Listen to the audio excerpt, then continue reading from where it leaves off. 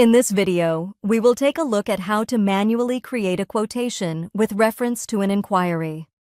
The customer Leno has submitted a written inquiry for 15 laptops. Based on this inquiry, a quotation will now be created. The Incoterms are free house. Start transaction VA21 to create a quotation with reference to an inquiry. First, select the quotation type. Use the F4 help and click on Quotation with the abbreviation QT.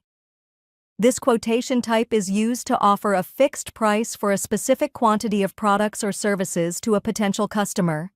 The quotation can be accepted as a binding offer that triggers an order. In the organizational data, enter the sales organization 1010. Enter the distribution channel 10. Enter the division 00. Then, click the Create with Reference button to link the inquiry to the quotation. Here, the inquiry number can be entered if it is known. If the inquiry number is not known, you can search for it using filters.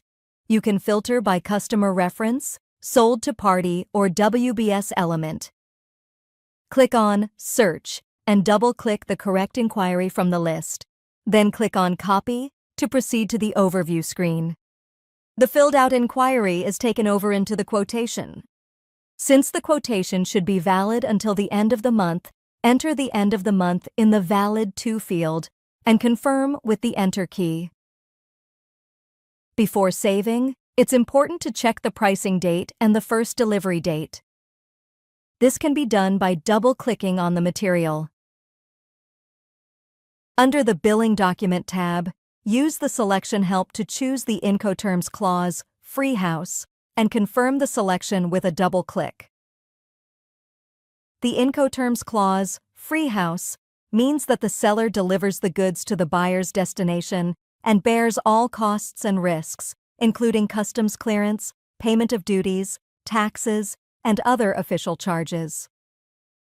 Finally, under the Conditions tab, enter the condition type PPR0, along with the quoted price, which in this case is €950.